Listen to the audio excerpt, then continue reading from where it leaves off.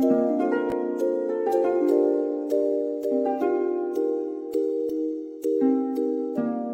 günler değerli izleyiciler. Bugün sizlere özellikle sadece tek konuda bazı görüşlerimi ve aldığım bilgileri aktarmak istiyorum. Bu nedir?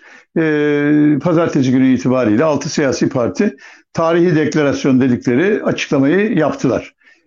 Önemli mi? Evet, çok önemli. 6 partinin bir araya gelmesi ve çok önemli bazı konuların altını çizerek ortak bir açıklama yapmaları demokrasimiz, hukuk düzenimiz açısından çok önemli olduğu gibi gelecek için hepimizi umutlandıran bir adım.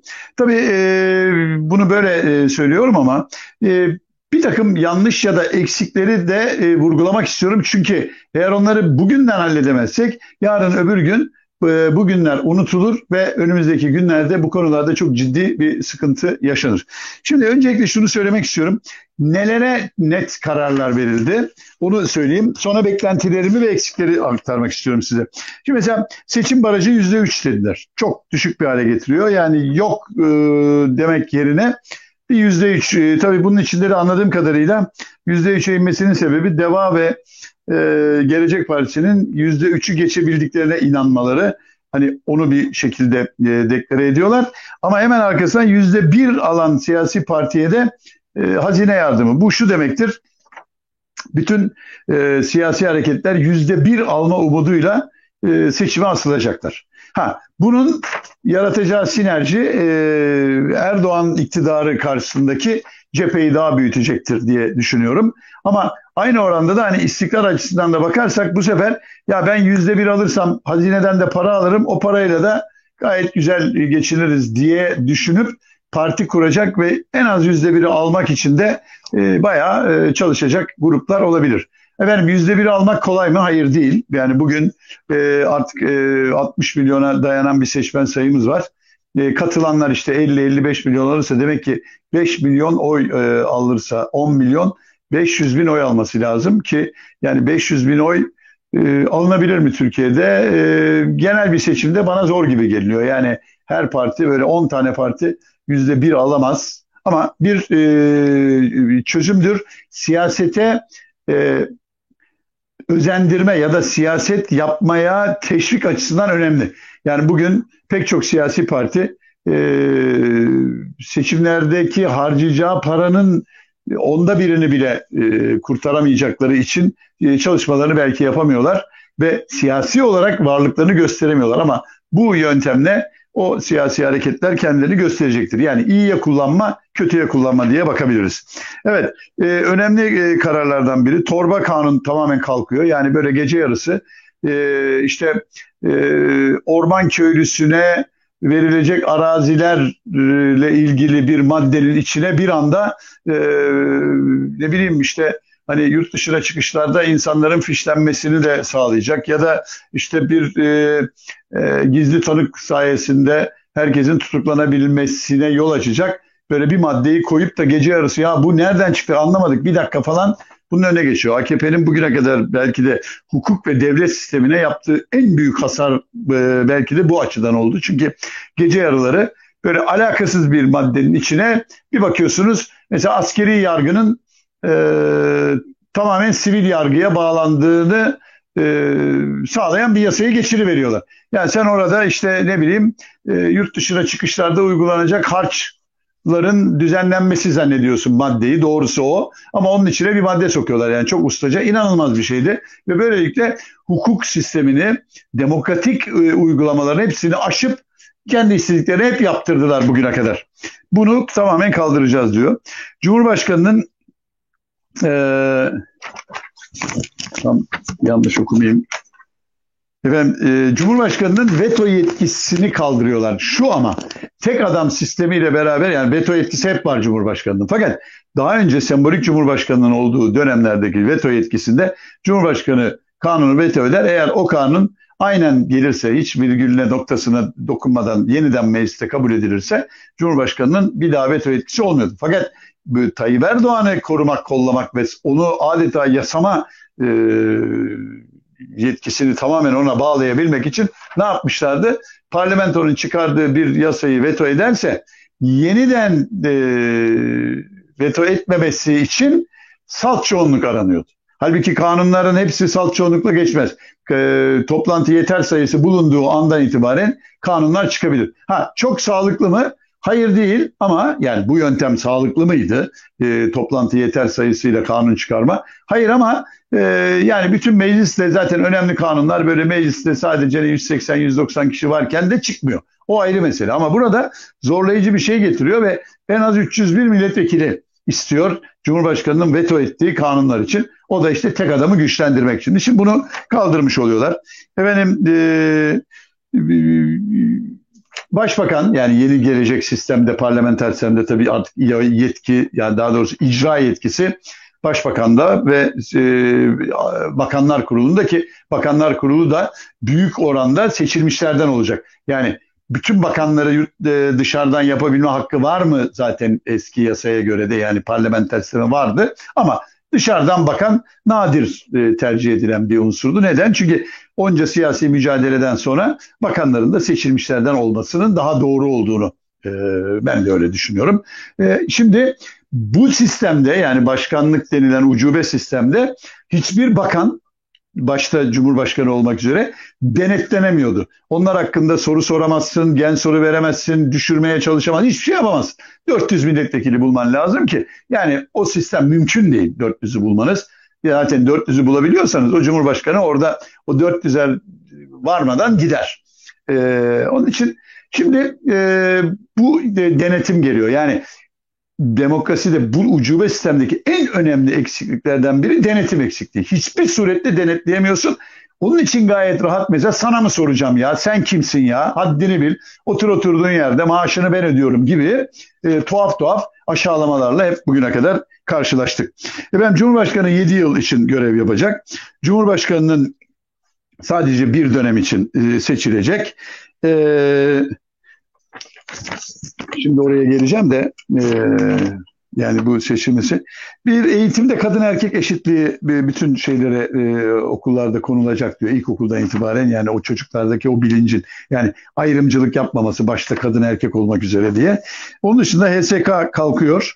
Hakimler için, savcılar için ayrı heyetler oluşacak ve bakanlar olmayacak içinde.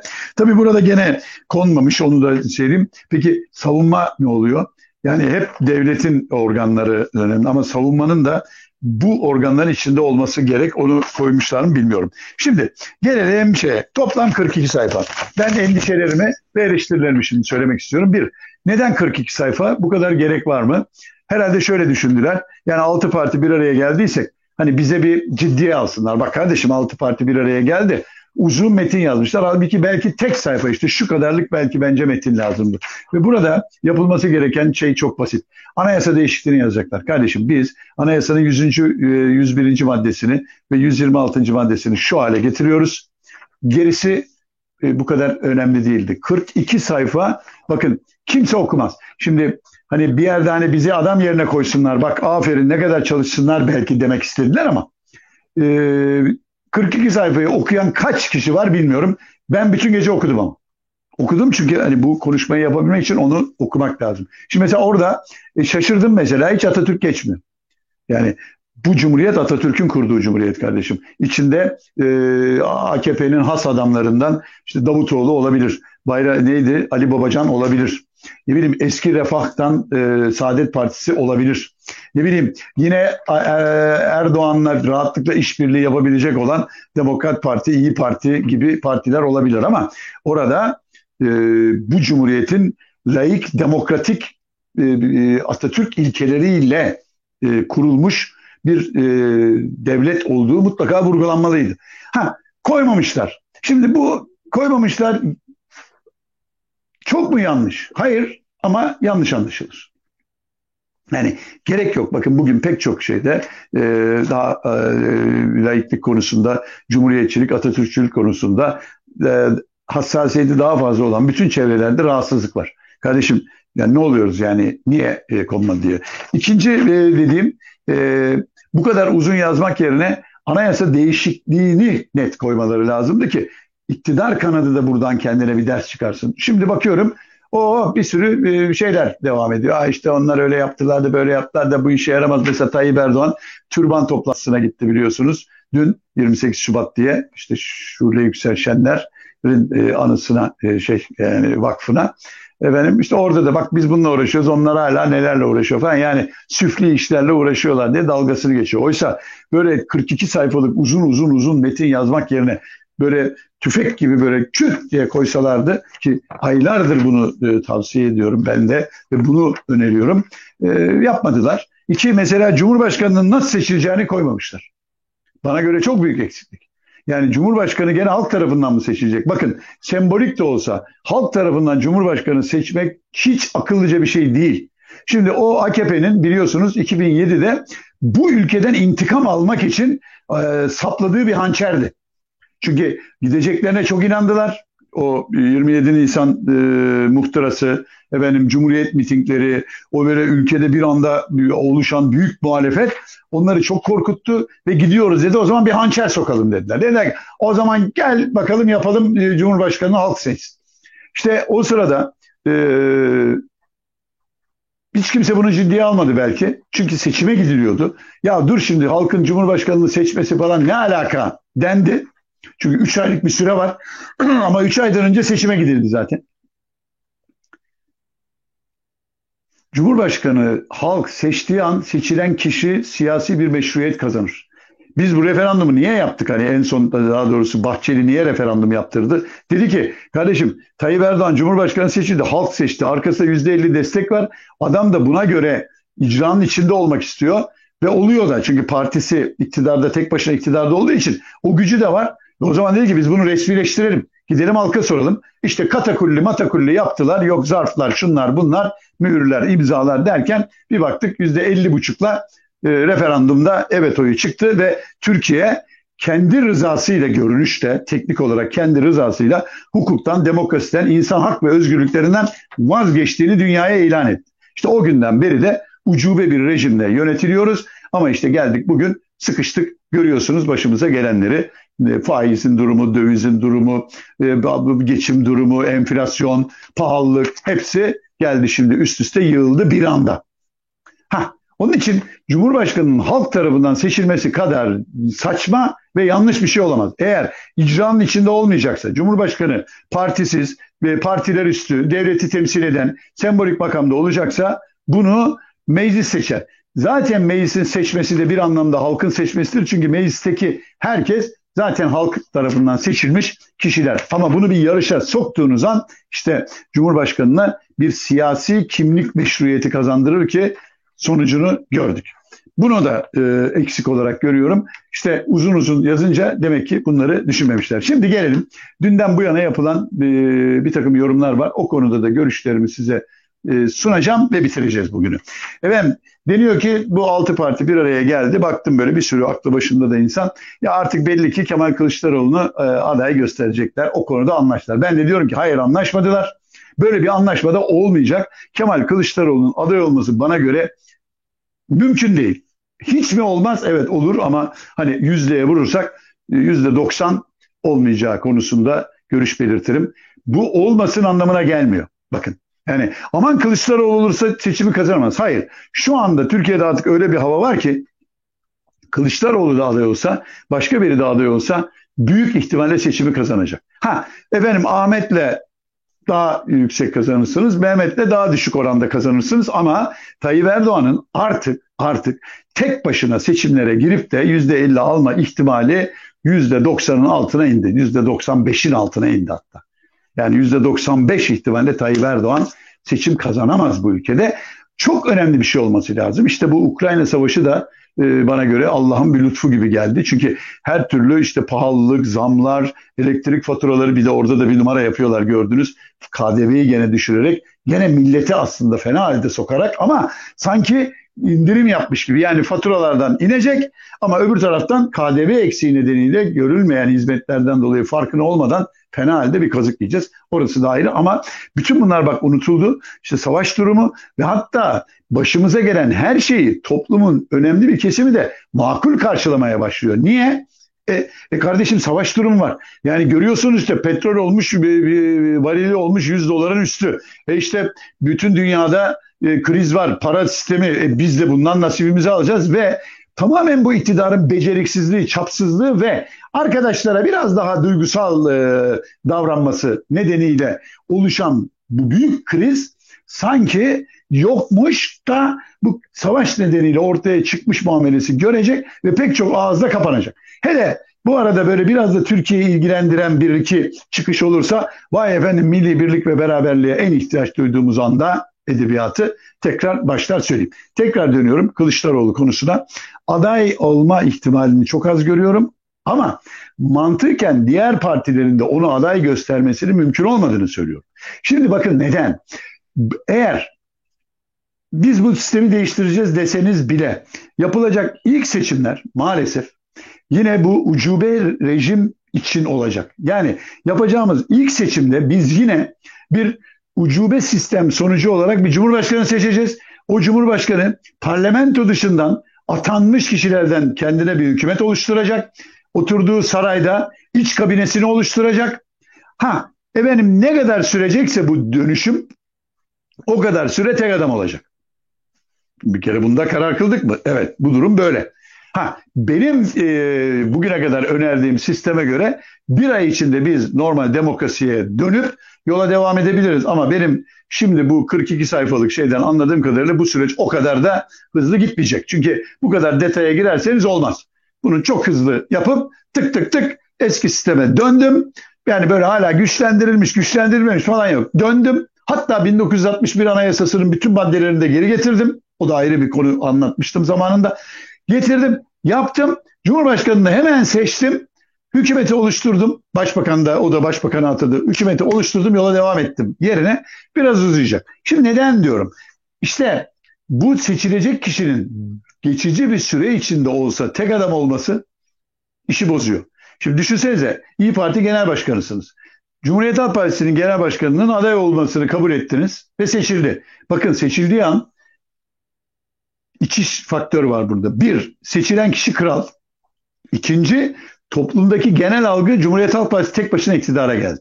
Yani seçim bitip de Cumhuriyet Halk Partisi'nin genel başkanı, Cumhurbaşkanı olduğu an toplumdaki genel kanı Cumhuriyet Halk Partisi seçimi kazandı ve iktidara geldi. Çünkü neden? AKP'den öyle görüyor. Orada sayısal ağırlık falan önemli değil.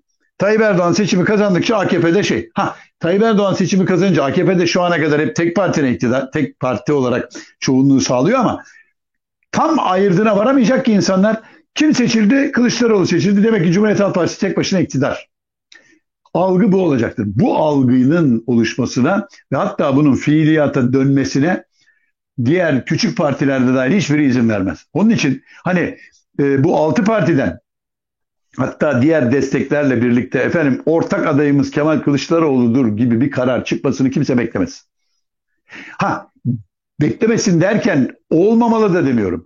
Ama yani bu ne kimseyi üzmeli ne de kimseyi umutlandırmalı. Burada yapılması gerekeni bir kere daha tekrarlıyorum. Bakın çok basit. Burada bir koordinatör cumhurbaşkanı lazım hepimize. Bu da nedir? Türkiye'yi iyi bilen devleti iyi tanıyan, devlet içinden de tercihen de devlet içinden gelmiş, dünya ile iyi ilişkileri olan, namuslu, dürüst, bugüne kadar akçalı bir takım işlerden adı geçmemiş, bir takım skandallara adı karışmamış, güven veren, geçiş sürecinde ya aslında ben adeta kral oldum kardeşim, ben ne diye bu işi şimdi bırakayım, işi zora sokarım, ben de götürdüğüm kadar götürürüm diyecek karakterde olmayan bir ismi koyacaksınız. Bunun partisi o zaman önemli değil. Çünkü vatandaşın ona güvenmesi lazım. Çünkü burada asıl olan parlamentoya en az 360 milletvekili sokmak. 367 tercihen. 367 milletvekilini sokup anayasa değişikliğini sağlamak. 367'yi sokarsanız referanduma gider. Ben size söyleyeyim. Siz 367'yi sokarsanız anayasa değişikliğinde 400'ün üzerine belki de 600'e kadar çıkarsınız. Neden? Çünkü AKP'de bir parlamenter eğer Cumhurbaşkanlığı Tayyip Erdoğan olmamışsa Tayyip Erdoğan yok. Çünkü hiçbir gücü kalmıyor. Parlamenter de olamıyor. Boşlukta kalıyor işte bitti. Eski Cumhurbaşkanı. O kadar.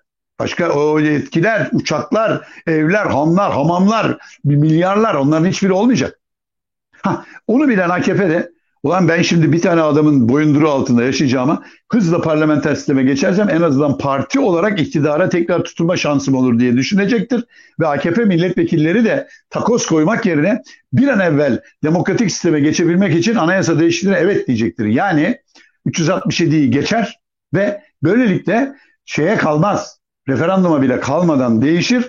Olduğu an zaten Cumhurbaşkanı hemen başbakanı atar. Başbakan hükümetini oluşturduktan sonra meclis Cumhurbaşkanını seçer. Benim tercihim o arada koordinatör gibi olan güvenilir ismi bu sefer hakikaten 7 yıllığına sembolik Cumhurbaşkanı olarak seçer ve ona bir tür şükranlarını da sunmuş olur diyorum. E, Özetlersek, altı partinin bir araya gelmesi demokrasimiz, hukuk sistemimiz ve geleceğimiz açısından çok önemlidir. İyi değerlendirilmelidir ve desteklenmelidir.